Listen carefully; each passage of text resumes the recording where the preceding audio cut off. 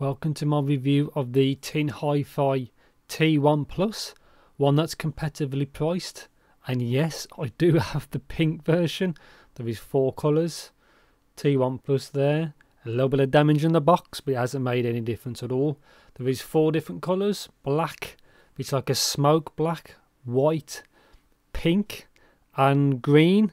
I thought they had something like blue, but obviously they don't. So yeah, I do have the pink version, which you'll see shortly. So this is the box, very straightforward, no real information, some QR codes for like Facebook, Twitter on their website, and that's it. So I've got the amazing pink ones, very small shell. It is all plastic. It is competitively priced. It's a single dynamic driver, which I like. It is a 2-pin, which is what I also like. It's good that they've gone away from MMCX. It does come with a nice cable and some tips, which I'll show you in a bit. But yeah, very small shape. How clear it is reminds me of the Tanchim Cora, which was a decent one, but obviously I reviewed that ages ago. So yeah, take that out. That's just a manual, which I'll show you in a second. And yeah, just quickly skim through the manual.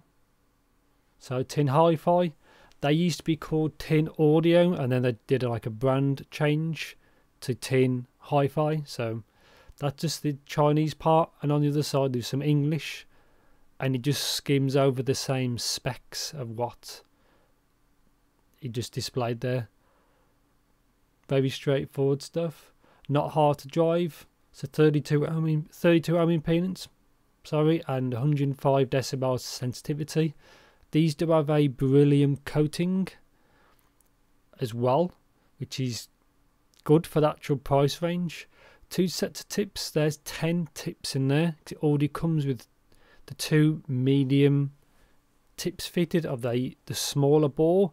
Personally, I preferred the smaller bore. It made the board had a little bit more detail and didn't really have any negative effects, so I preferred the smaller bore instead of the larger one. So it looks like similar to like a TRN KZ cable. They do have L and R, which I'm trying to show you on camera. That one's R, you can just about see.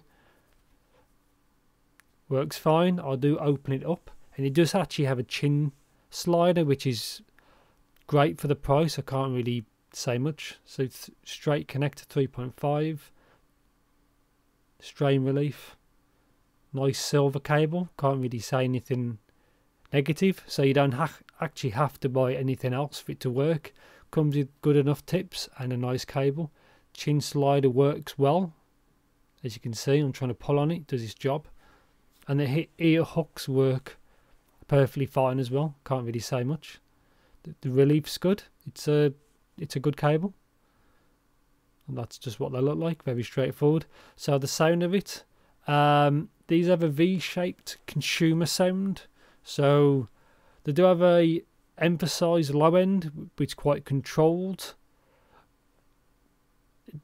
It does have a rise, I think, just past 2K, but these are consumer tuned, which the best way of describing it is it will cover a larger audience. They don't do nothing really aggressive, like no shouty treble or shouty mids. Vocal sound kind of natural. So it does have an emphasized low end, and it does show L and R, which is obvious when you use them anyway. Very straightforward build. Nice overall natural kind of sound. And I dropped it by accident there, but they are working fine. But yeah, nice good sound. It's got nice details. They perform really well for the price. They do have a nice, the comfort is fine because they're actually quite a small shell. As you can see on the nozzle, you can see there it helps keep the tips on. So I used the actual smaller bore tips, works fine for me. Look, wider bore may work better for you. But yeah, overall sound was good, vocals was good. As you say, I think past 5K, I think it's 5, it does have a bit of treble roll-off. I had no fatigue with these at all, but they do have a boosted low end. But as you say, I say it's consumer tuned to cover a large a larger audience is probably the best way to put it. So easy enough to power. Instruments all sound good. Stage was fine. Imaging was fine.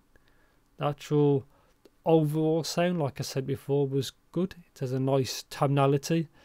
This is much better than cheaper ones like the KZ EDX and the QKZ VK4. These are much better, I think, just for around the £20, just over £20 region. And the conclusion, as it's a short video, I think they perform really well for the price. They have a nice natural fun V shape without being aggressive. As you say, it will cover what a lot of people would actually like. I think them good. As you can see, these are the pink one I said before, and they do come in 4 colours. Really clear shell, very simple, just a single dynamic driver, no hybrid design, and I like that. I do like a good single dynamic driver, and these perform well for the price. I'm quite happy with them. They are a good enough product, but then again, if you want something more neutral and balanced, these aren't for you. But these are like kind of a bassy, fun, non-aggressive sound, and I think that's it. Thanks for watching and take care.